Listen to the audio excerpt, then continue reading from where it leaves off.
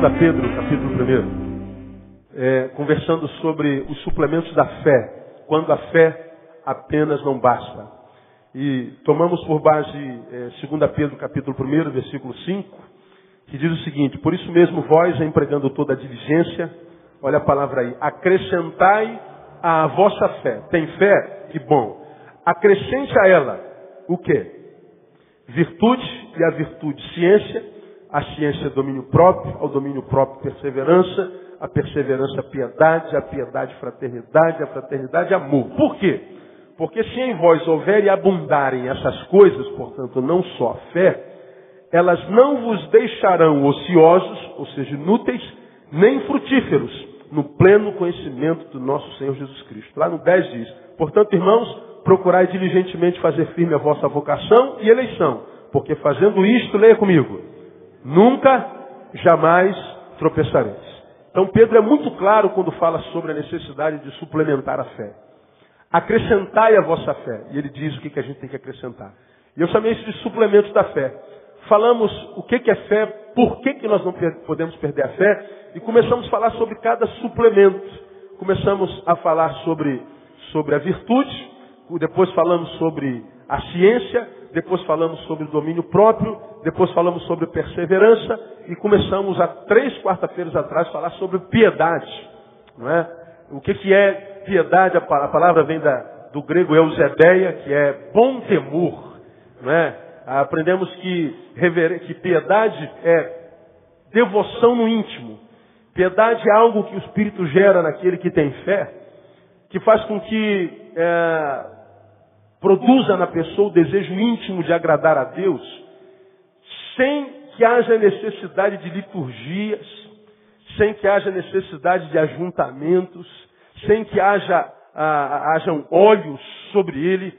A piedade é o temor bom no íntimo, que gera essa fome, esse desejo subjetivo de agradar a Deus em qualquer instância, em qualquer lugar, em qualquer momento. O piedoso, ele tem dentro em si essa fome, essa ânsia. Ele vive para a glória de Deus. Ele não depende de culto. Ele não tem essa relação cultica, cronológica, temporal com Deus. Ele não tem uma relação religiosa. O piedoso teve gerado dentro de si uma fome tão grande pelo seu Deus, que Deus passa a ser a razão da sua própria existência. Então ele independe de liturgia, ele depende de credos, ele independe de doutrinas, ele serve a Deus com uma consciência pura. Eu não preciso de ninguém me olhando para ser fiel, eu não preciso de reuniões para que eu adore, eu não preciso de credos para que eu pareça servi-lo. Não, é consciência.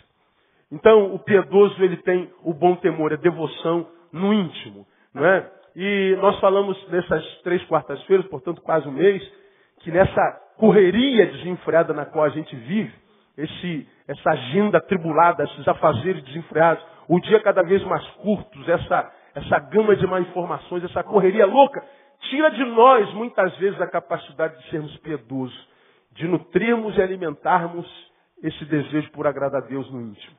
A gente não tem tempo para nós, a gente não tem tempo para Deus, a gente não tem tempo para quietude, e como eu falei, a gente não tem tempo para o quarto. E quando a gente perde tempo para o quarto, a gente, quem sabe, ainda que tenha tempo para o templo, o que a gente recebe no templo não é suficiente para alimentar a nossa vida enquanto subjetivo. Porque a Bíblia diz que quando a relação com Deus é subjetiva, ele diz, entra no quarto. Porque em secreto teu Pai te abençoará. Não é entra na igreja. Entrar na igreja é muito bom. Mas como você já aprendeu, Deus não se relaciona com esse ser que nós somos na coletividade. Deus se relaciona com aquele ser que nós somos quando não tem ninguém olhando para nós. Então aqui, na coletividade, tem alguém olhando para mim. Então não tem jeito, a gente representa. Tem alguém olhando para mim, eu tenho que me preocupar com a roupa, eu tenho que me preocupar com a palavra, eu tenho que me preocupar com o que eu vou dizer, tenho que me preocupar com a postura, tenho que me preocupar. Tem olhos olhando para mim, então algum tipo de representação a gente faz na coletividade. Por isso Jesus diz assim, tu quando orares, entra no quarto. Lá no quarto você pode estar nu, não precisa representar, é você e Deus, Deus e você. Lá não há espaço para hipocrisia, lá não há espaço para representação, lá você não precisa se impressionar ou agradar a quem quer que seja, senão só aquele que te chamou para o quarto. Então, piedade é gerado lá. E nessa correria, geralmente a gente só transforma o quarto em dormitório. nunca em santuário. E o nosso quarto precisa voltar a ser um santuário. Você entende, amém? Amém ou não, amado? Precisa ser um santuário. Diga para o irmão que está do seu lado, transforma teu quarto no santuário de novo. Diga para ele aí. Vir para a igreja e não ir por quarto não adianta muito não. Ajuda, mas nem sempre é suficiente. E aí, nós fugimos, demos uma fugidinha para o Sermão do Monte, Mateus capítulo 5. Já que nós lemos a base, vamos para Mateus capítulo 5. E eu falei que Mateus capítulo 5, o Sermão do Monte, está recheado de exemplos de piedade, que é devoção no íntimo, mesmo que o Sermão do Monte não fale em piedade em nenhum momento. Mas eu acho que na minha concepção exemplifica bem o que é piedade, uma vez que piedade é devoção no íntimo, é o desejo de agradar a Deus, independente da liturgia, do credo, da doutrina, é a relação com Deus subjetiva, intimista, né? E nós falamos que o Sermão do Monte está cheio disso. Em que sentido? Bom, Mateus 5,17 fala sobre Jesus e as leis. E já falamos sobre isso. Diz que se a nossa justiça não exceder dos escribas e fariseus, né, nós não temos recompensa nenhuma. Então a nossa justiça tem que ser a dos escribas, acima dos escribas e fariseus. Está dizendo, o escriba e fariseu, a relação dele com Deus está restrita na lei. Entre cumprir o que é correto, entre cumprir o que está escrito. É como diria o Paulinho Gogó, se está no contrato, está, se não está, não está. Né? Quem conhece o pastor Paulinho Gogó sabe do que eu estou falando. Né? Então, quem não conhece, vai conhecer, vai ouvir a Rádio Tupi. Né? Então, para o fariseu é o seguinte, está no contrato, está, não está, não está. Aí nós ficamos com aquela mulher adúltera. A lei diz que tem que matar. É verdade, então ela tinha que morrer. O fariseu diz, nós cumprimos a lei, não queremos saber. Legal. Jesus não contradiz a lei. Está certo, a lei está dizendo que tem que matar, então mata. Mas deixa eu só dar uma sugestão de quem nunca cometeu pecado, atira a primeira pedra. Jesus não disse, não façam isso. Jesus não defendeu a mulher. Jesus só apelou à consciência. E aí, como aqueles fariseus ainda assim enxergavam, eles tinham pecado e não atingiram a mulher. Onde é que estão os teus acusadores? Ele disse para a mulher. Não te mataram, não te apresentam, então também não te condeno. Vai e não peques mais. Então, ela merecia morrer. Mas como a lei de Jesus é séria dos escribas, a dele adentra no amor, adentra no perdão, adentra na segunda chance. Está escrito que tem que morrer. Mas se for para salvar alguém, se for possível salvar pelo amor, pelo perdão, dar a segunda chance, então a gente entra lá. Bom, se eles matam, não pecam. Se há punição, eles não pecam, mas Jesus está dizendo, você pode perdoar, perdoa. Isso é piedade. Isso é transcender. Isso é ir além da letra. E há muitos de nós que não conseguem fazer isso. A gente está ali, né, na doutrina, aquela igreja não tem doutrina, aquela igreja não tem disciplina, aquela igreja não tem. A gente só está preocupado com a lei. Agora, o que acontece quando a gente não está na lei, quando não tem ninguém olhando para nós? Né? Na igreja você não usa calça comprida. Quando você não está na igreja, né? Na igreja você dá glória a Deus. Quando está no sábado à noite, o que sai da tua boca? Né? Deus não se preocupa só com o que a gente faz aqui. Então, falamos sobre isso já uma quarta-feira inteira. Depois falamos sobre Jesus e homicídio. Porque para o fariseu e para a lei, matar homicídio é tirar a vida de alguém. Para Jesus, não. Jesus disse que se eu mato alguém na minha história, eu também sou homicida. Está aí entre o 21 e 23 de Mateus capítulo 5. Ele está dizendo, você acha que homicídio é só tirar a vida física de alguém? Não. Homicídio é mais do que isso para mim, diria Jesus. É matar existencialmente alguém.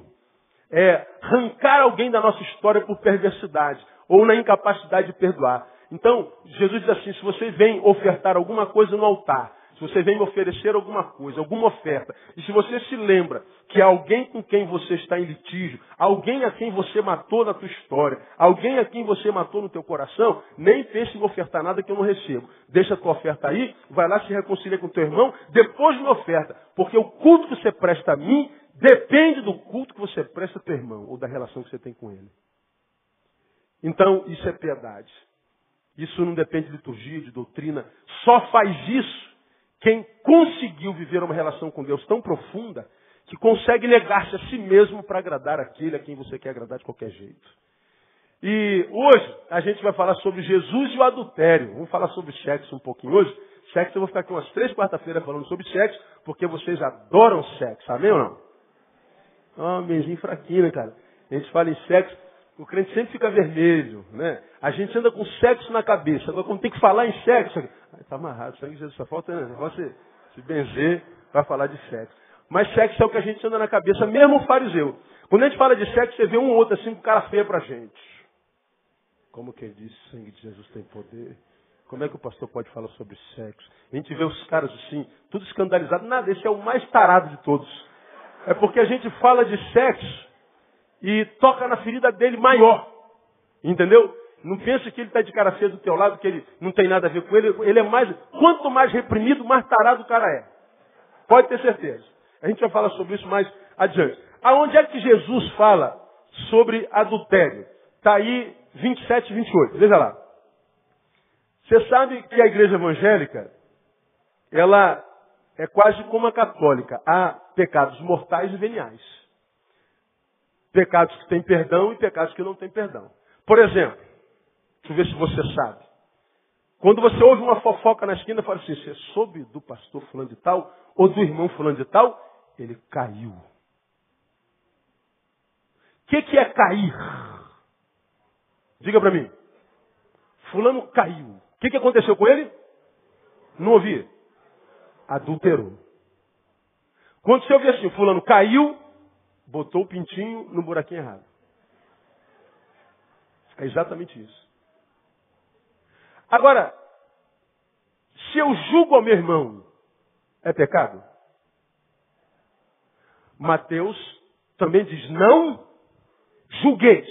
Se eu julgo alguém, cometo pecado? Mas eu não ouço ninguém dizendo, está sabendo do irmão falando de tal?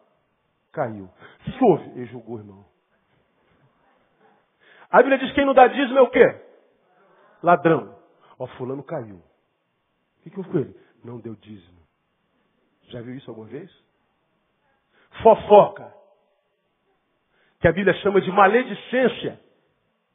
Tem fofoqueiro na igreja? Algum fofoqueiro aqui hoje? Olha só, nunca vem os fofoqueiros. Quando eu falo de fofoca, o fofoqueiro nunca vem. Mas você passa para ele depois. Você nunca viu alguém falar assim, está sabendo da irmã fulano de tal? Quem? Aquela fulano de tal. Caiu. O que foi?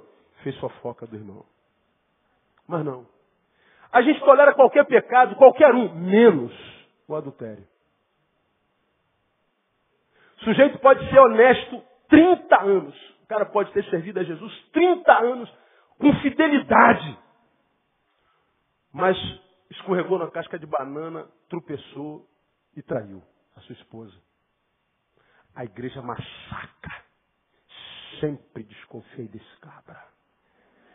Nunca me enganou. Sabia que era safado. Sabia.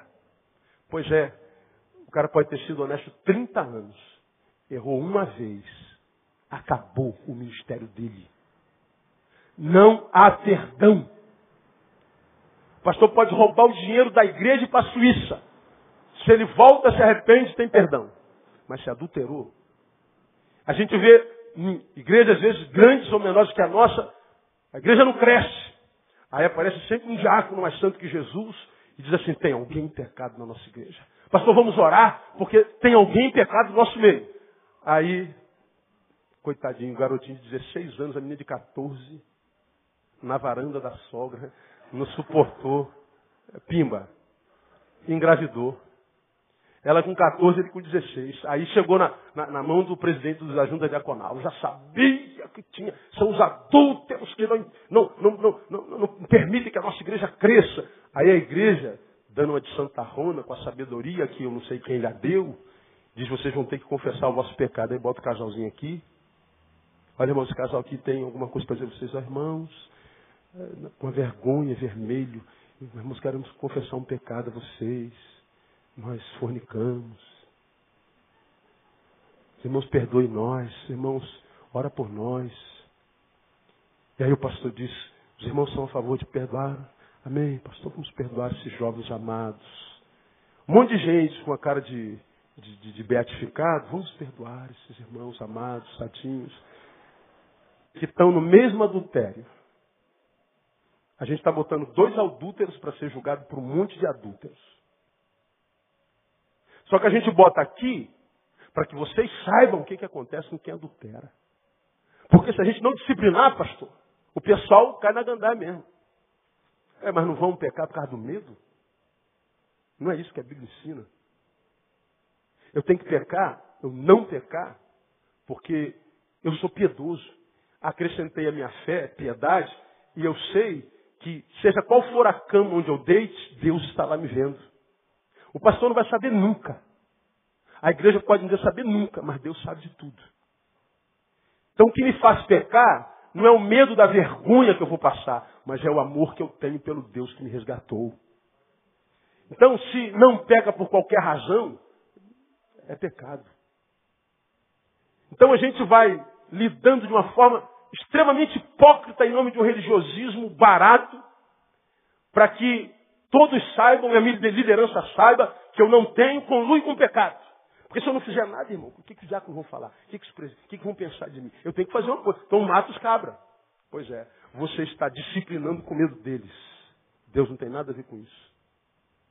Nada. Aí eu vou disciplinar para que fique de exemplo para os outros. O pecado do outro não é exemplo para nada, irmão.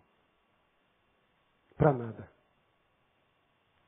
Então a gente acha que o adultério é exatamente isso que a gente conhece. A gente deitou-se com alguém que não é nosso.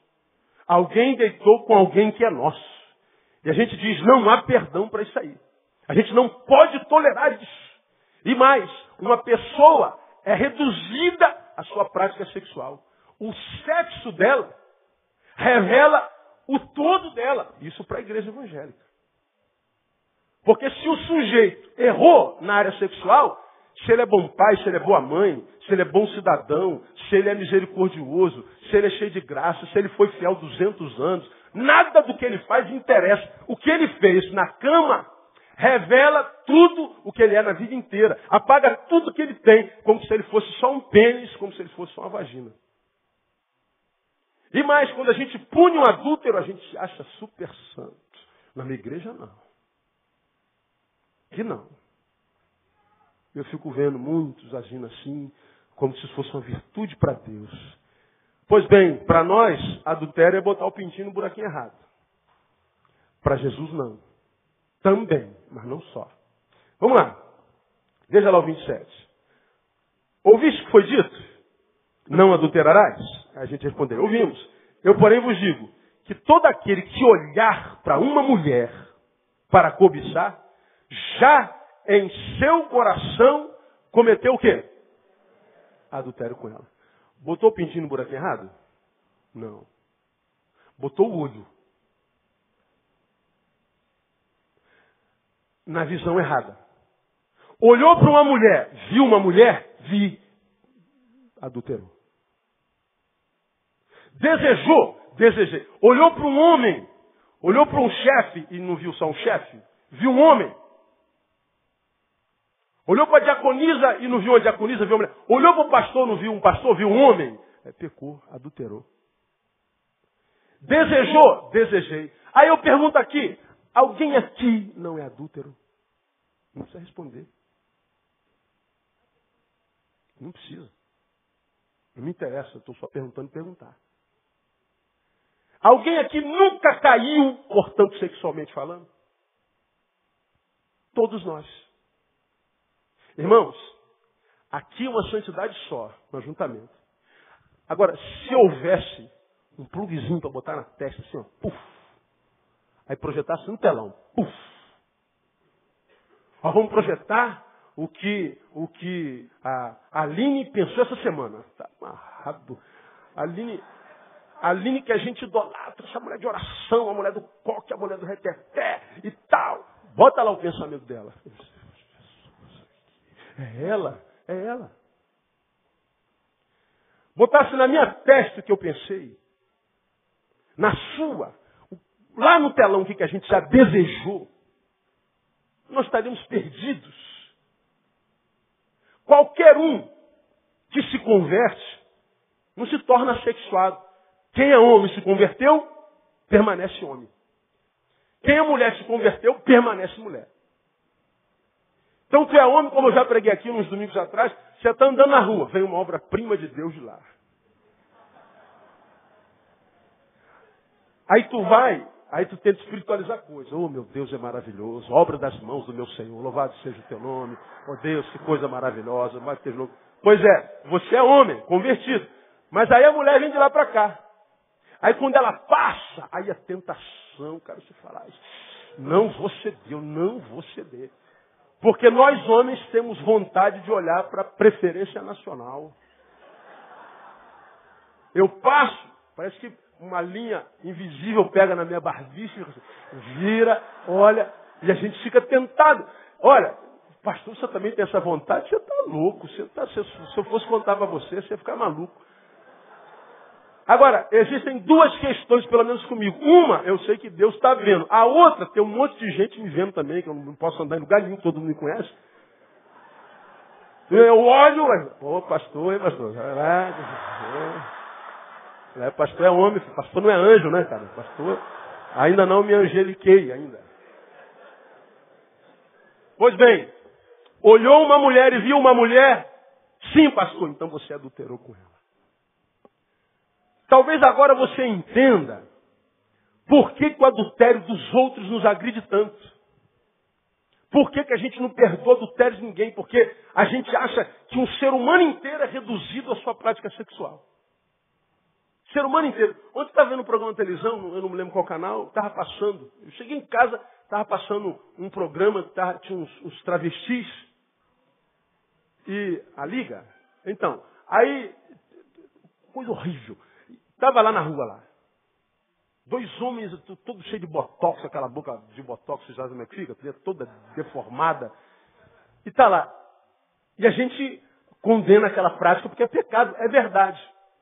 Mas vamos tentar transcender a prática e vamos ouvir o indivíduo. Ela está na rua e por que ela está fazendo aquilo na hora, naquele momento? Ela sustenta a mãe e os irmãos no Nordeste. Claro, nós vamos falar assim, mas isso justifica? Não, não justifica. Para mim, não. Mexe com dignidade, com ética, com moral, mexe com essência. Continua sendo pecado, não é correto à luz da palavra. Agora, vamos tentar ir além da lei, vamos tentar. E a gente vê ela pegando dinheirinho e levando lá para a mãe. Bom, eu não queria que minha filha me sustentasse assim de jeito nenhum. Mas o que eu estou querendo mostrar para você, a prática sexual dela é condenável. Mas a parte filial dela, o que ela faz com a mãe, com os irmãos, é louvável. A forma como ganha o dinheiro não é louvável. Mas o que ela faz com o dinheiro, esquece como ela ganha. Vamos imaginar, o dinheiro já está na mão dela, esquece de onde veio. Qual é a preocupação dela? Sustentar mãe e filho. Tem nada. Manda para o Nordeste. Quando nós somos só da lei, nós vamos pegar esse indivíduo travestido e vamos jogá-los no fogo do inferno. Mas ela não é só sexualmente falando. Ela tem um corpo, ela tem uma história, ela tem uma família, ela tem um monte de coisa que precisa ser julgado. Não estou dizendo se ela vai para o céu ou vai para o inferno. Eu acredito numa coisa. Jesus é o caminho. Não está no caminho, está perdido. Mas o que eu quero dizer para os irmãos é que nós não podemos ser resumidos ao nosso órgão sexual. Um homem não é só isso. E é exatamente isso que Jesus está dizendo. Os fariseus julgavam as pessoas que cometeram a prática como sendo gente de uma estirpe menor, de uma casta inferior, como se nós fôssemos daquela religião da Índia, que é dividido por castas. E nós vimos isso na novela bem pouco tempo atrás. Tem os Dalits, que são a ralé, que nem chega perto dos Brahmanes. Então, você é de outra raça, e eu sou de outro. Não. Jesus está dizendo o seguinte, você acha que aquela mulher lá é pior do que você por causa da prática sexual dela? Não, eu vou te dizer que você é igual a ela. Porque o que eu condeno não é só a prática dela corporal, é a tua prática mental. Eu não lido com fruto, eu lido com a essência. Porque a prática sexual não é o pecado em si. A prática sexual é o fruto do pecado. Porque o pecado acontece dentro, antes. O que acontece entre o que adulterou na prática e o que não adulterou na prática é que, embora ambos ou todos sejamos adúlteros, Uns frutificaram no adultério e outros não. Mas o fato de eu ser uma árvore que não frutificou, não me faz diferente daquela árvore que frutificou. Nós somos a mesma árvore. O que Jesus está falando aqui é que quando ele olha para nós, nos vê como todos caídos. E os que estão de pé só estão de pé por causa da graça de Jesus. Agora, não é assim no nosso meio. A gente olha e diz assim, sabia, fulano não presta. Sabia, cicrano não presta. E a gente, muitas vezes, está cometendo um pecado pior do que o adultério dela.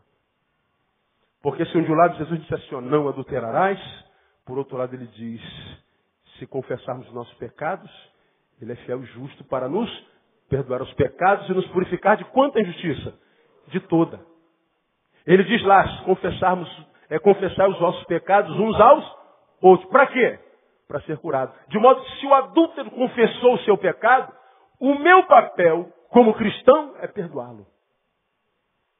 Aí, uma vez falando sobre perdão, aparece sempre aquele mais santo que Jesus que fala assim, mas assim também vira bagunça, pastor. Aí o cara peca, pede perdão, a gente perdoa. O cara peca, a gente pede perdão, a gente perdoa. O cara peca, pede perdão, a gente perdoa. Até quando a gente vai perdoar? Essa pergunta está na Bíblia, irmão. Fizeram essa pergunta para Jesus. Eu não preciso te responder. Senhor, até quando que eu tenho que perdoar meu irmão? Responda. 70 vezes 7. Quanto é 70 vezes 7? 490. Então você vai perdoar 490. 490 vezes, assim vai virar bagunça. O problema é de quem faz bagunça. O teu problema é perdoar. Agora, ele está usando um número fechado, ele diz, é matemática que Jesus está dando aula. Não, quando ele diz perdoa 490 vezes, não quer dizer, já te perdoei 480, hein, brother? Tá chegando, 489, na próxima eu te arrebento. Não é disso que ele está falando. Jesus, quando fala, não é 7 vezes, é 70 vezes 7, ele está dizendo, o que eu quero de vocês é que vocês acabem com esse espírito beligerante, de guerra. Eu quero que vocês sejam diferentes dos fariseus, doidos para punir os outros. Fique desesperado para perdoar. Fulano adulterou, em vez de jogar uma pedra nele, vai lá, irmão, todo mundo te abandonou. Eu sou de Cristo, eu vim aqui para te resgatar, volta para cá. Agora isso acontece no nosso meio? Duvido, irmão. Duvido. Quando você perdoa um pecador, estende a mão ao adúltero, tem sempre alguém na comunidade que fala assim, deve estar adulterando junto também. Aí deve estar na mesma rodinha. Você tem uma ideia? Olha aqui, eu vou contar. Minha esposa não está aqui, eu vou contar. O problema é se ela estiver lá em casa. Né? Uma irmã da igreja estava no salão de beleza essa semana. Aí ela falou assim, você não sabe? Não, estou muito escandalizado. Aí falou, porque pastor Andréia me chamou para ir para boate. Sabe aquelas boates da noite? Que fica homem com homem, mulher com mulher? Então, chamou, eu fiquei escandalizado. Aí a cabeleireira conhecia a gente. Aí contou. Falei, como é que é, irmão? Aí eu falei assim, meu amor, se você não falar com ela, eu falo com ela. Não, pelo amor de Deus, é que eu falo. Porque eu queria saber quando é que nós chamamos alguém para boate. Mas por que uma pessoa fala isso? Para dizer para todo mundo que tem intimidade com o chefe, com o poderoso, entendeu? Com o pastor, com a pastora. Pô, tá íntimo da pastora Andréia, né? Pois é. Aí, olha o argumento. Chamar para uma boate, onde fica homem com homem, mulher com mulher.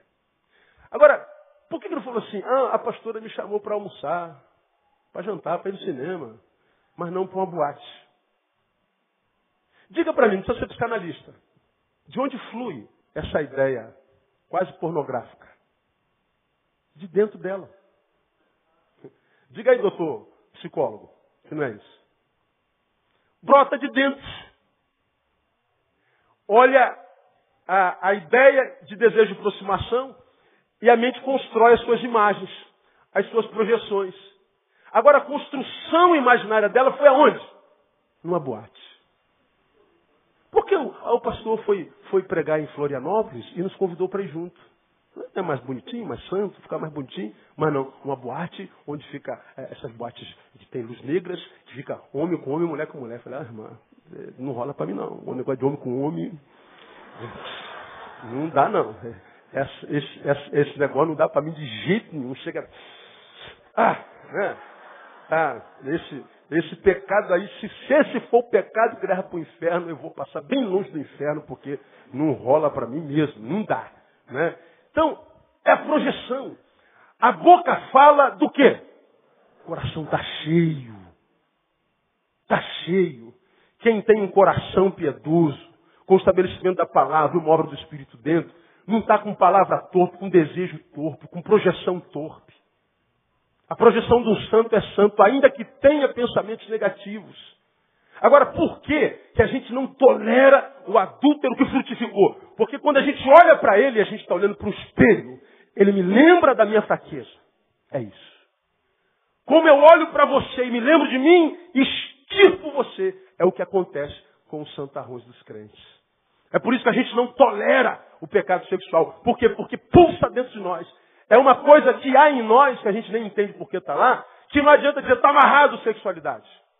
Está amarrado tesão. Está amarrado desejo por aquela irmã. Está amarrado desejo por aquele irmão. Isso não existe. Isso não é um espírito, isso é humano. E isso é um inimigo ou uma luta interna com a qual eu tenho que travar uma batalha todo dia, minha vida inteira.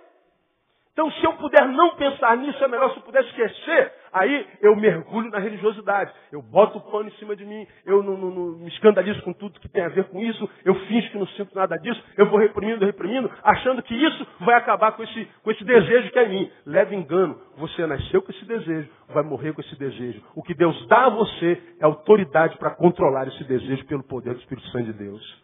É aqui que eu tenho visto muitos crentes caírem. Porque ele se converteu, ele acredita que o desejo vai acabar. Ele se converteu, ele acredita que a diversidade sexual, a luta vai acabar. Não acaba, irmão, continua a mesma coisa. Antes, você se entregava sem luta. Agora, você vai lutar contra isso. Agora, quando a gente luta, vence. Luta, vence. Luta, vence. Luta, vence, vira um hábito. No início, é luta. Mas quando vira hábito, já não é mais tanta luta assim. É como quem está parando de fumar. Parou um dia, desespero. 2 dias, ai meu Deus do céu. 4 dias, meu Deus, eu vou morrer. Abstinência, o cara fica desesperado. Mas se você fica um tempo, a gente não faz mais força nenhuma. A gente vai vencendo porque virou hábito. Agora, a gente pega Jesus e usa o fariseu e diz, vocês acham que adulterar é deitar-se com alguém? Pois bem, eu vou dizer para vocês, pensar em deitar já é adultério. Então, quando a gente trabalha piedade, a gente está trabalhando uma coisa que age dentro em nós, mesmo que ninguém fora de nós tenha que controlar isso. Sou eu e Deus. Eu e Deus. O que deve me afastar do pecado não é o medo do inferno. O que deve me afastar do pecado não é o medo da tostagem da minha imagem. Minha imagem vai ser tostada pelos outros. O que deve me afastar do pecado não é o medo de perder o cargo, de perder influência. O que deve me afastar do pecado é o amor que eu tenho por Deus. E se esse amor não for uma realidade, você pode fazer o que quiser, irmão. Você vai rodar, vai acabar pecando de novo. E essa área aqui é uma área que acontece exatamente assim. Eu me converto e não quero mais pecar. Nenhum crente quer pecar, se é crente de verdade. Aí você luta contra a tua fraqueza sexual a vida inteira. Ou melhor, você luta meses, quem sabe anos. Você vai lutando, vai fingindo que não sente, vai amarrando. Você vai dizendo, não, eu não sinto mais isso, não. Eu não estou pensando isso, eu não estou desejando isso, mas não estou mesmo, está amarrado. Eu rejeito esse desejo, não está em mim, mas está lá pulsando, está lá. Você vai fingindo que não sente.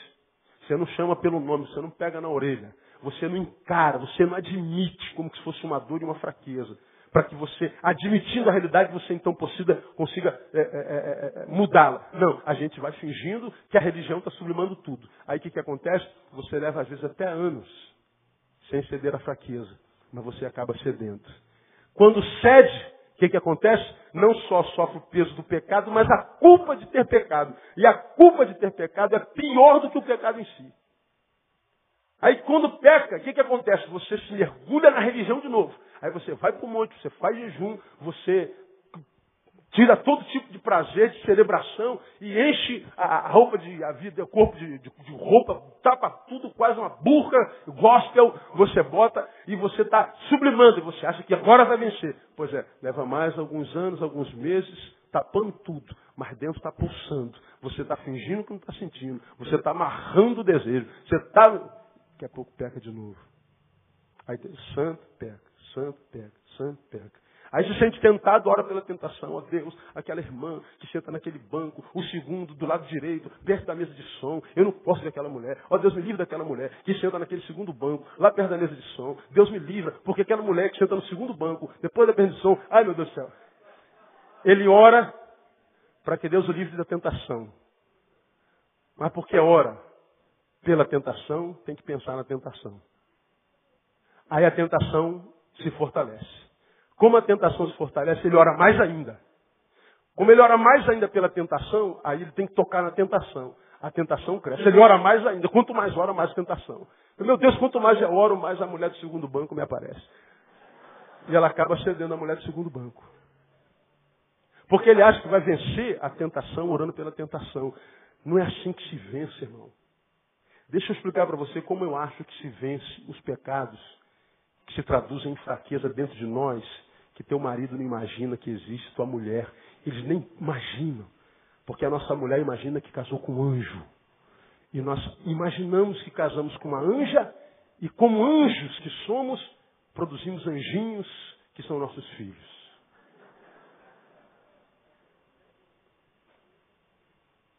Você está deitado do lado de um anjo. Meu Deus, é um anjo. Pode ser. Mas é um anjo caído, irmão. Ele está aqui na terra. Se é anjo, está na terra, então despencou. E quem despencou, você sabe quem foi. Né? Então, que tipo de anjo é teu marido? Pois é. Todos nós temos tentações, temos fraquezas. Como é que a gente vence isso? Para mim, primeiro, admitindo essa fraqueza. Não adianta eu olhar para aquilo, ou para aquela, ou para aquele, e falar assim, não estou vendo, está amarrado, não está diante de mim, esse sentimento não está aqui, eu rejeito esse sentimento, não é isso, está amarrado. Você está mentindo, você está contando uma mentira para si, você está espiritualizando o material, não adianta, irmão. O que adianta é você olhar e dizer, Deus, eu estou me sentindo tentado por. Deus, eu estou preocupado com isso. Quero colocar diante do Senhor essa minha fraqueza. Eu não vou sublimar esse negócio. Eu sei que isso é fraqueza em mim. Isso é uma tentação em mim. E eu não vou passar pano sobre isso não. Não vou fingir que você não sinto. Eu quero trabalhar pedindo a tua misericórdia. E como é que a gente faz depois que a gente admite a coisa? Bom, se a tua tentação, preguei sobre isso alguns domingos atrás. Bom, você está aqui, tem que ir para a igreja que é lá, no final do tabernáculo. A tua tentação mora aqui nessa rua, que é o teu caminho. Aí está ali no corredor central, ela mora ali. Aí tu vem para a igreja, pega uma Bíblia do tamanho da minha, bem grandona, e fala, agora eu vou em nome de Jesus, que eu já orei, não vou mais ser tentado. Aí está lá ela no portão, sentado na cadeira de praia, com shortinho, barriguinha de fora. Pai do Senhor, irmão. Pai do Senhor, irmão. Aí tu vai, não estou vendo, eu não estou sentindo. E você sabe que está. Passa no outro dia, está lá. Passa no outro dia, está lá. E vocês, cara, eu não posso sentir isso, eu não posso. Verdade. Não pode, mas sente. A ideia é essa aqui, eu não queria sentir, mas sinto. É mais, eu não queria querer, mas quero. Eu não queria desejar, mas desejo. Então tua tentação está onde? Está ali? Está. Então não espiritualiza a coisa como quem diz, eu sou um homem de Deus. Eu sou um santo varão. Eu sou casado, minha mulher é uma bênção, minha mulher me satisfaz na cama e eu vou vencer esse negócio. Por que você não pode fazer isso? Por uma simples razão. Porque a Bíblia diz que da prostituição a gente tem que fugir. Se a tua fraqueza é sexual, foge. E a Bíblia é muito clara quando faz isso, pregamos sobre isso há bem pouco tempo atrás. Tu vai em Gênesis, Moisés fala assim, Senhor, o faraó vem atrás e na frente tem um mar. Senhor, Moisés, isso não é hora de orar não, meu filho. Por que você está clamando ali? Diga aos filhos de Israel que faça o quê? Marcha, mete o pé na porta e vai embora. Isso não é hora de orar não. Mete o pé e vai embora. Mas para onde? Marcha, meu filho. Mas tem uma marcha, meu filho. Ele meteu o pé e o mar abriu. Pois bem, tu chega em Atos, diferente do vai, mete o pé, ele diz assim, ó, ficar em Jerusalém, até que do alto vocês sejam revestidos de poder. Olha, escuta o que eu vou falar a vocês. Não saiam para evangelizar, para ganhar o mundo, para curar, para restaurar, para fazer minha obra. Não façam nada. Fiquem em Jerusalém. Até quando? Não interessa. Fiquem. Mas vocês vão ser revestidos de poder. Quando for revestido de poder, vocês então continuam. Por hora, pare. Mas até quando você fala, não interessa. Para, meu filho. E eles ficaram em Jerusalém. Até o dia de Pentecostes. Depois saíram para conquistar o mundo. Eles que têm transtornado o mundo chegaram até aqui. Bom, lá em Gênesis, mete o pé e vai. Agora, para. Agora, tem duas coisas na Bíblia que a Bíblia diz. Foge. Um é da idolatria e o outro é da prostituição. Ó, quando o assunto for prostituição, nem mete o pé, nem para. Foge. Não, eu não vou fugir a nada, senhor. Eu sou homem de Deus, eu sou varão de guerra, eu sou varão do fogo, do reteté. Eu saio fora, eu vou encarar. Não, o senhor está dizendo, não. O assunto é sexual, foge. Nem Davi, o homem segundo o coração de Deus, suportou. Foge. Ah, pastor, é só amizade. Conversa fiada, irmão. Ah, nada a ver. Conversa fiada, você sabe. Você primeiro mente para si. Primeiro mente para si, depois mente para os outros. Então, quando o assunto é esse, foge. Agora, eu estou aqui, a irmã está lá. Não passa mais naquela rua, vai por aqui. Ah, mas é mais longe, pastor, vai de ônibus, irmão. Mas foge. Quem é a tua tentação? Aquela menina da faculdade, senta do outro lado. Aquele irmão do trabalho, senta lá do outro lado. Agora não, eu sou homem de Deus, pastor. A gente só está conversando. Pois é, mas tu sabe o que motivou o início dessa conversa? A gente sabe o espírito e a energia que está circundando. Porque, meu irmão, se você gosta de sexo, você não é retardado. Você sabe que começa no olhar, começa no feeling, brother. Tem 200 mulheres naquela sala, mas teve uma. Tem 1.500 homens naquela sala, mas teve um. Foi diferente. Não, mas não tem nada a ver. Amigo, é irmão em Cristo. Irmão em Cristo. Pois é, começou mentindo para si. Quando é que a gente vence? Deus, eu olhei para aquela mulher diferente. Aquele homem não foi visto por mim como todos os outros. Alguma coisa diferente aconteceu. Pronto, acabou, foge. Agora não, a gente encara contrariando o que diz a palavra. Tem momentos na Bíblia que a Bíblia diz, mete o pé na porta e cai dentro. Tem momentos na Bíblia que diz, para, não faz nada. Nem vai, nem volta. Tem momentos na Bíblia que a Bíblia diz, foge. Então, irmão, quando a Bíblia diz, mete o pé, não pare nem foge, nem fuja. Mete o pé. Quando a Bíblia diz, fica parado, não vai nem volta. Quando a Bíblia diz, foge, não encara nem para. Foge. Porque senão a gente vê um bocado de gente prostrada, pode acontecer com qualquer um. E mais, quando o assunto é sexualidade, não adianta ter esse discernimento, sabedoria. Sabedoria só não adianta. Eu posso saber de tudo, consequência de tudo, eu posso estar discernindo cada passo. Só que o prazer é muito grande. O desejo é muito grande, porque toca na nossa essência. Nós somos seres sexuados. Sexo está em nós como fome e sede. É uma necessidade do corpo. É uma das maiores práticas terapêuticas existentes no planeta. Então não dá para brincar com esse negócio. Aí vem Jesus e diz, quando a gente quer vencer e viver uma vida que vale a pena ser vivida, eu tenho que ter fé. Porque a fé é a vitória que vence o mundo, mas essa fé precisa ser suplementada pela piedade. Uma piedade que me faz relacionar-me com as coisas dentro de mim, como quem se relaciona não só com as coisas que há dentro de mim, mas com um Deus que sabe que há tudo dentro de mim. Então, chega para Deus e diga, Senhor, foi diferente aquela olhada. E como seres sexuais que somos, a sensualidade e a sexualidade está em todo canto, irmão. Todo canto. Você está aí na igreja, irmão, está aquela irmã na adoração, ela está lá, mas ao mesmo tempo ela está rebolando. E às vezes não é maldade não, é inerente a ela. A sensualidade vai. Você está sentado aí, se alguns de vocês olhar para frente, tem um cofrinho na frente, pode ver. Sempre tem. Aí você vê a calcinha dela, a cuequinha dele, o bumbum dele lá. Uma vez eu estava indo numa peça dessa, aí sentei e tinha um cofrão desse na minha frente. Aí eu peguei uma moedinha e joguei dentro assim. Olhou de cara feia, sou eu. Pastor. Pastor. Eu não valho nada, né? Não presto. Tá em todo. A irmã, o meu pastor amado, o pastor usa gravata, ela fica alisando a gravata do pastor, meu pastor amado, que gravata bonita. Aquele abraço sem maldade, muitas vezes. Pô, ninguém nunca mais vai me abraçar, na verdade. Cara, perdi a bênção, né? Está em todo canto, todo canto a sensualidade está, todo canto. Agora, quem é que é vencido por ela? Quem não admite isso. Está amarrado, pastor.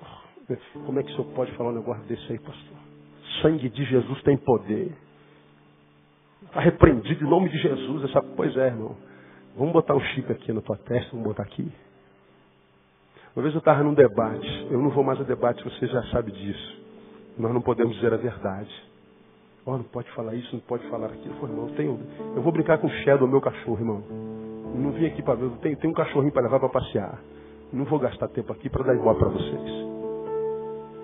E a gente estava falando sobre masturbação. E você já me ouviu falar sobre isso aqui. Garotinho de 15 anos, 16. Meu irmão, eu queria que os irmãos me aconselhassem, eu estou me masturbando, eu não estou conseguindo. Eu estou querendo morrer, eu sei que eu vou para o inferno. E não sei o que, papai, eu quero vencer isso, eu não consigo, eu não me acho digno de entrar na igreja, e eu estou me sentindo muito mal. Pô, aí começou. O que o pastor falando da Assembleia de Deus falou? O que eu acho? O irmão está precisando subir um monte. Tem que orar mais, ler a palavra. Isso é coisa do diabo. Eu falei, Jesus, agora ele vai se matar, vou dar um revólver para ele. Porque agora acabou, agora não tem mais jeito. Aí veio outro, de uma outra igreja. Fala assim, meu filho, faz um propósito com Deus. Faz um mês de jejum e oração. Faz um propósito de jejum que você perde esse desejo. Eu falei, e agora eu vou ter que dar outro revólver para ele. Agora não tem mais jeito mesmo.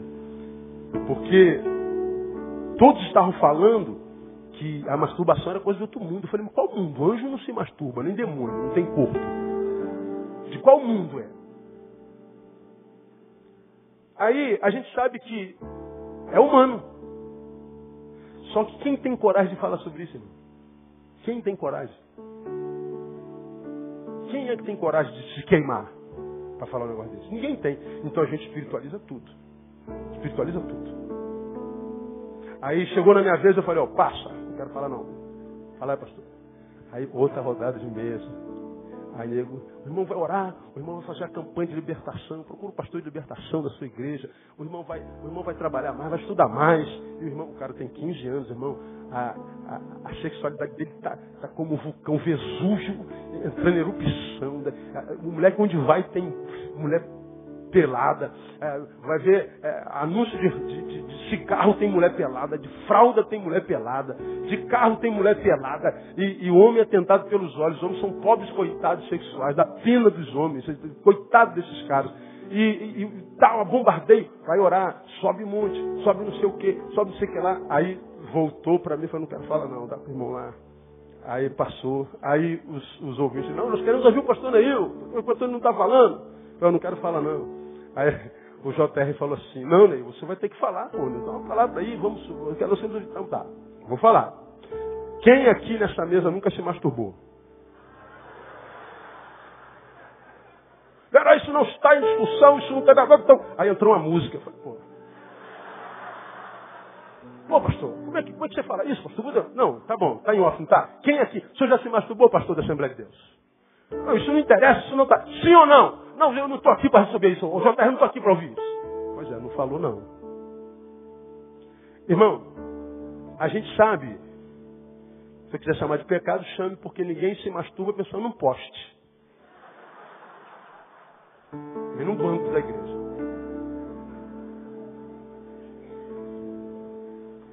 Aí está o pecado. É a fornicação. Pensou, não pensou? Adulterou.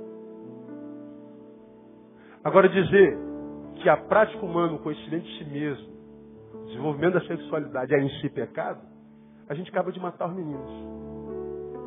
Porque tem um monte de sujeito casado que se masturba.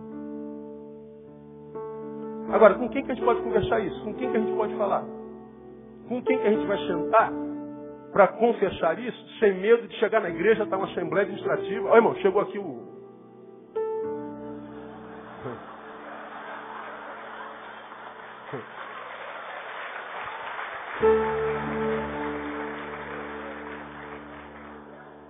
Aí o cara fica quieto.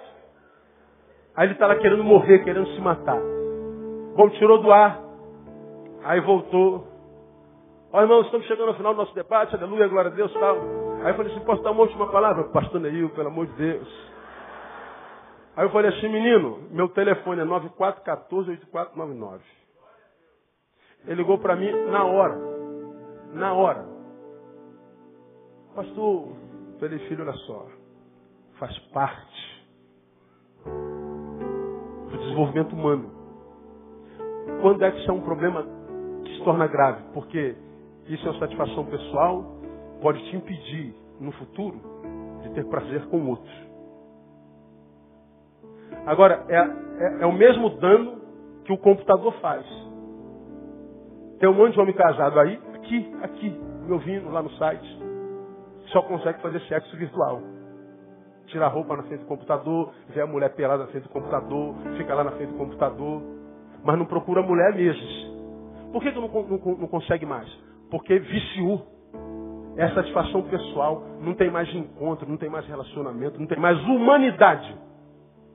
Ele se desumaniza, desumaniza. De modo que quando vai para a prática humana, ele não sabe mais.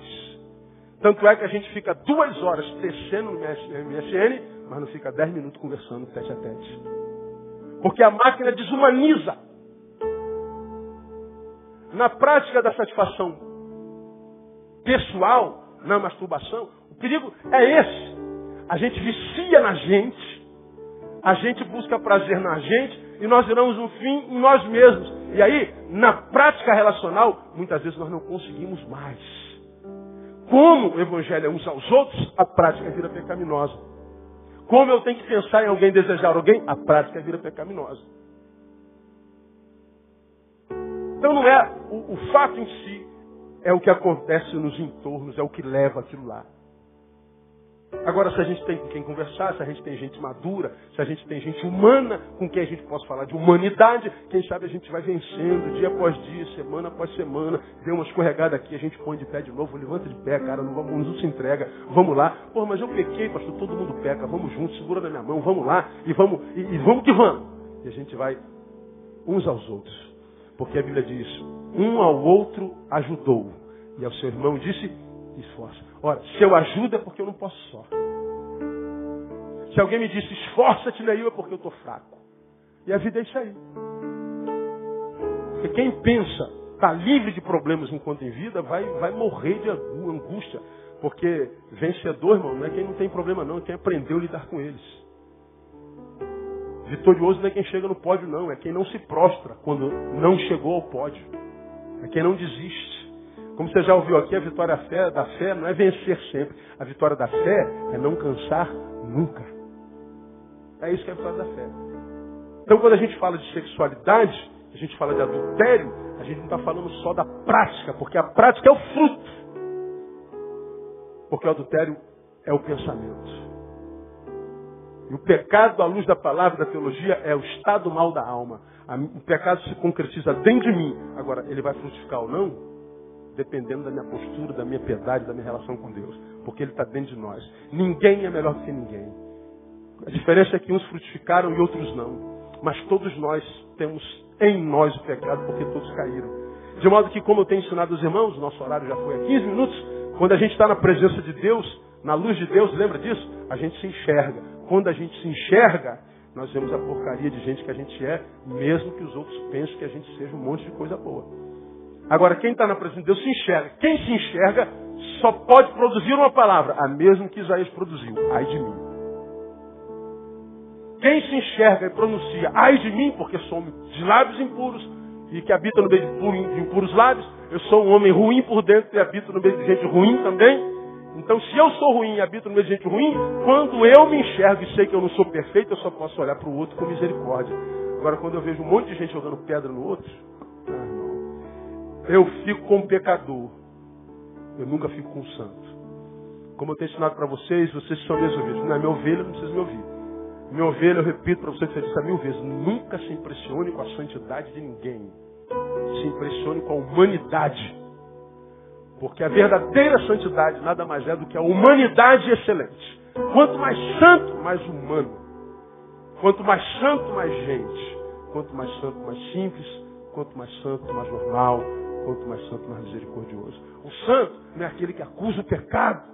O santo não é aquele que joga pedra no pecador. O santo é aquele que vê o pecador, não coaduna com o pecado, mas abraça o pecador da mesma forma, porque ele não olha para o pecado que o homem cometeu. Ele olha para o homem que cometeu o pecado. E o homem é sempre mais precioso do que o pecado que comete. O homem é sempre maior do que a fraqueza que tem. Agora, o fariseu olha para a fraqueza. O piedoso olha para o homem. Porque o piedoso vê como Jesus. Jesus, quando olha para nós, não olha para o nosso defeito. Olha para a nossa grandeza. Olha para a sua imagem em nós. Então, eu não destruo vocês, não é porque vocês são perfeitos, é porque a minha imagem está impregnada em vocês. E quando eu olho para vocês, eu não olho para a imagem de vocês, pecadora. Eu olho para a minha imagem refletida em vocês. É como Jesus nos olha. Então, ser santo é olhar para o outro e ver não defeitos, mas ver o que ele tem de bom. Porque o cara pode ser o pior cabra do mundo. Há alguma coisa boa nele. O cara pode ser o mais santo do mundo. Há alguma coisa ruim nele. A diferença está na forma como a gente olha. Então, meu irmão, antes de você jogar pedra em alguém, principalmente se ele for adúltero, lembra, você está jogando pedra em si mesmo. Porque a diferença entre você e ele é que ele frutificou. Mas a essência é a mesma. Quem tem entendimento, entenda. Quem tem ouvidos, ouça o que o Espírito diz aqui. Vamos embora para casa.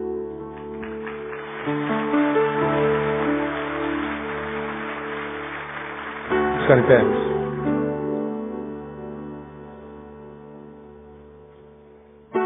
Aí, a partir de amanhã você vai assim, o pastor Neil liberou a masturbação. É sempre assim, tem sempre um cabra miserento desse aqui. No culto adolescente eu preguei sobre apressado come cru. Você deve se lembrar disso. O apressado come cru, ou seja, ele não morre de fome porque está comendo. Ele só não vai ter sabor, não vai ter alegria, não vai ter gosto, não vai ter qualidade de vida. Mas de fome ele não morre. Quando o cara não é apressado, ele come assadinho, bonitinho. Ou seja, acontece tudo no tempo certo, na hora certa, no cronos de Deus. Aí é só alegria. Aí um dos tópicos do sermão foi sobre sexualidade. Por que eu acredito que não pode haver sexo antes do casamento? Por que eu acredito que um adolescente não pode fazer sexo? Por uma simples razão. Porque para mim só pode fazer sexo uma pessoa que tem condições éticas, emocionais, espirituais, econômicas, de arcar com a consequência de um fruto que pode vir do sexo. Quando eu faço sexo, o que pode vir desse sexo? Um filho. Tem condição emocional de criar um filho? Tem condição econômica de criar um filho? Tem condição espiritual de criar um filho? Não, então não tem condição de fazer sexo. Você não tem direito a esse prazer. Aí no dia seguinte eu estava em outro estado pregando. Aí me liga o irmão da igreja, pastor, pelo amor de Deus, aconteceu uma catástrofe aqui na igreja, porque está rolando aqui nos adolescentes, o senhor liberou sexo para os adolescentes. Falei, aonde que eu liberei? No seu sermão. Vai te catar, irmão. Você ouve o que você quiser. Ouve o que você quiser. Então, mais importante do que o que se prega é o que se ouve. Agora, quem está em pecado, ele ouve uma coisa e diz, opa, permissão. Quem não está em pecado ou não quer pecar, ele entendeu perfeitamente. Porque depende do teu espírito. Então, meu irmão, vive em santidade. Vive para a glória de Deus. Não coma cru. Faça no tempo de Deus. Espera cozer, espera ficar pronto. Espera chegar a hora. Você vai ver que aquilo que você aparentemente perdeu, na verdade você angariou.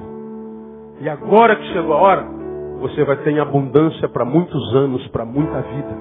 Muita vida. Então seja santo, santifique teu pensamento. Cuidado com os lugares por onde você passa. Cuidado com as palavras que você troca. Cuidado com a intimidade com o sexo oposto. Cuidado com você, porque você pode ser um problema na sua vida e você pode ser uma desgraça na tua vida. Tenho me encontrado com tanta gente boa, gente que Deus começou uma obra tremenda, mas por causa de um pênis, estragou a vida. Por causa de uma vagina, estragou a vida. Não consigo viver sem homem, não consigo viver sem mulher. Sem Deus você consegue, né? Aí era infeliz só, agora está infeliz acompanhada. Uma infeliz acompanhada é um infeliz ao quadrado. Não mudou nada. E aquela companhia vai ser uma companhia só por um cronozinho. Vai durar só um pouquinho, porque começou errado? Começou. Então vai terminar. Começou errado? Começou. Então é só cibalena para quem está com câncer. Quem está com câncer não adianta tomar cibalena, irmão. Não adianta. Então, não seja só de fé, seja inteligente, não seja burro, cara. Você não é só um pedaço de pau, nem uma vagina. Você é um ser humano holístico integral. Todo mundo precisa de um companheiro, de uma companheira. Coloque isso na mão de Deus e espere em santidade, esforce, sacrifique-se. Você vai ver que vai chegar o tempo de Deus na sua vida. E quando chegar, você vai dizer, valeu a pena. Valeu a pena. Senão, vai entrar na fila, vai perguntar ao pastor, pastor, por que não está dando certo? Começou errado, irmão. Próximo. Pastor, eu já casei 15 vezes, começou errado, irmão. Próximo. Todo homem que eu acho me bate, começou errado, irmão. A resposta é mesmo. Começou errado. Tem um monte de gente aqui que eu sei que vai dar errado. Um monte. Mas o que adianta falar? Não adianta nada. Não consegue, né? Não consegue. Bom, a Bíblia está aqui, a Bíblia desde sempre. Meu irmão, não é bom que o homem esteja só. Mas não se mata a solidão com sexo. Se mata a solidão com intimidade. Só quando eu tenho intimidade, e a intimidade invade o bio, o físico, o emocional e o espiritual. Deixará homem seu pai e sua mãe, unir-se-á sua mulher, e ambos se tornarão uma só carne. Numa só carne cabe uma só alma. Quando o casamento é em Deus, a gente não se torna só uma carne, a gente se torna uma alma. Então o casamento vai além do físico, ele entra no psíquico, ele entra na emoção, ele entra no espírito. E quando esse casamento é no espírito, no psíquico, no corpo, que vem o inferno, que o diabo se levante, vai se levantar para cair. Nós estamos casados em Deus. Agora tem muita gente que só casa no corpo. Casa no corpo. Pintinho no buraquinho. É o suficiente para você? Então, Deus te abençoe. Pai, que essa palavra possa encontrar abrigo em pelo menos alguns corações aqui nesse lugar. E que aquele, ó Deus, que deseja viver em santidade para o Senhor, para ter uma família em santidade no Senhor, para viver uma vida que vale a pena no Senhor, para que não desperdice tempo, anos, longe do Senhor, que essa palavra, Deus, possa ser plantada como semente, que ela possa frutificar a 30, a 60 e a 100 por um, no nome de Jesus. Quero profetizar, ó Deus, um santo varão para essa santa varoa, no nome de Jesus. Quero profetizar uma santa varoa para esse santo varão que está aqui, no nome de Jesus. Para esse homem, para esta mulher, ó Deus, que quer não o que o seu corpo deseja, mas ele quer o que o Senhor deseja para ele. Nós queremos abençoar a família dos teus filhos. Nós queremos abençoar, ó Deus, o mundo interior, o mundo exterior, o mundo físico, psíquico da tua igreja e do teu povo. Que essa palavra, Deus, possa nos santificar, nos curar. Que essa palavra possa nos capacitar, nos armar para andar na tua presença de forma a agradar o teu nome, Jesus. Ó Deus, nós queremos essa piedade que vai além do culto, além do cronos, além da liturgia, além da doutrina, além do dogma, além do credo. Essa piedade que vai, ó Deus, na nossa consciência. E que por uma consciência pura e santificada, nós vivemos para a glória do teu nome. E porque vivemos para a glória do teu nome, somos recompensados pelo poder do teu nome. Muito obrigado, Deus, por esse tempo passado na tua casa. Que ele seja útil para cada um de nós. Te peça-nos em paz, debaixo do teu poder e da tua proteção. E que assim seja. Porque nós pedimos o nome de Jesus, o nosso Senhor. Amém. Aleluia. Vão em paz, Deus abençoe vocês. Até domingo, se Deus quiser. Não se acha em dar um abraço no teu irmão.